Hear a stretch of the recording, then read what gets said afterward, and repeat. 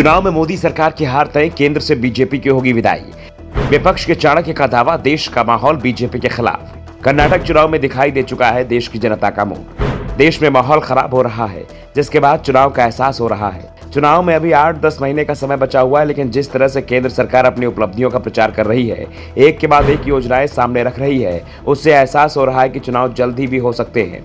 आमतौर पर सरकार चुनाव से 1-2 महीने पहले जनता के सामने अपनी उपलब्धियां बखान करती है, जैसा इस समय मोदी सरकार कर रही है।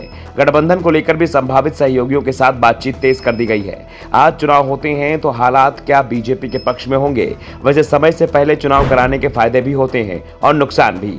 पिछली बार तेलंगाना के सीएम के चंद्रशेखर राव ने राज्य विधानसभा के चुनाव समय से पहले करा लिए और इसका फायदा उन्हें मिला। पार्टी पहले से बड़े बहुमत के साथ सत्ता में पहुंच गई। दूसरी ओर 2004 में अटल बिहारी वाजपेयी ने समय से पहले लोकसभा चुनाव करा लिए थे, लेकिन वाजपेयी का यह फैसला उन पर भारी पड़ गया। ऐसे में जल्दी चुनाव करने के फायदे और नुकसान दोनों ही दिख रहे हैं। अगर बीजेपी चुनाव में जाती है तो उसे बड़ा नुकसान हो सकता है। एनसीपी प्रमुख शरद पवार ने दावा किया है कि मौजूदा समय में विदेश में बीजेपी के खिलाफ लहर है और देश के लोग बदलाव चाहते हैं। कर्नाटक विधानसभा चुनाव नतीजों का जिक्र करते हुए उन्होंने दावा किया।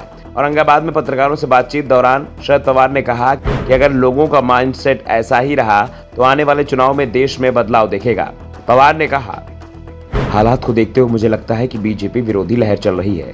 कर्नाटक चुनाव के नतीजों को देखते हुए लोग बदलाव के मूड में हैं। अगर लोगों की यही मानसिकता रही तो आने वाले चुनाव में देश में बदलाव आएगा।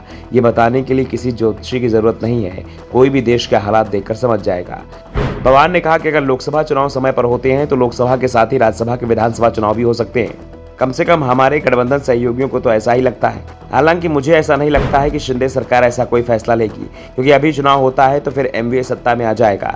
कर्नाटक विधानसभा चुनाव के परिणामों को देखते हुए मुझे नहीं लगता कि देश का सत्ता पक्ष लोकसभा चुनाव के साथ साथ राज्य विधानसभा चुनाव कराने के झंझट में पड़ेंगे। पवार ने साफ कर दिया है कि चुनाव समय पर होंगे। लोकसभा चुनाव जरूर समय से पहले हो सकते हैं और चुनाव समय से पहले होते हैं तो चुनाव परिणाम भी 2004 जैसे आएंगे। 2004 में अटल बिहारी वाजपेयी के नेतृत्व वाली एनडीए सरकार थी। इससे पहले 2003 के आखिरी में मध्य प्रदेश, छत्तीसगढ़, राजस्थान में विधानसभा चुनाव हुए थे और तीनों ही राज्यों में बीजेपी ने जबरदस्त जीत हासिल की थी और इसी जीत को वाजपेयी ने पूरे देश का मूड मान लिया और चुनाव परिणाम आने के 3 महीने बाद ही लोकसभा चुनाव का ऐलान कर दिया। जबकि लोकसभा कार्यकाल 6 महीने बचा हुआ था। वाजपेयी का दाव उन पर ही भारी पड़ गया और बीजेपी के हाथ से सत्ता फिसल गई थी। ऐसे में पीएम मोदी वाजपेयी की तरह शायद ही चुनाव समय से पहले कराएंगे। दूसरी ओर शरद पवार का दावा है कि हालात में बदलाव नहीं हुए तो बीजेपी की केंद्र से विदाई तय है। वैसे हाल ही में मध्य प्रदेश, छत्तीसगढ़, राजस्थान, इन तीनों ही राज्यों में जहां 4 महीने बाद चुनाव होने हैं, उन्हें लेकर जो सर्वे रिपोर्ट सामने आई है उससे बीजेपी के होश उड़े हुए हैं। दावा किया जा रहा है कि तीनों ही राज्यों में कांग्रेस को बढ़त मिल रही है। मध्य प्रदेश और छत्तीसगढ़ में तो बड़ी जीत की ओर कांग्रेस बढ़ती दिख रही है, तो राजस्थान में भी गहलोत अपनी सरकार बचाते दिखाई दे रहे हैं और इसी माहौल का जिक्र शरद पवार भी कर रहे हैं। Bureau report, the Navdarpan news.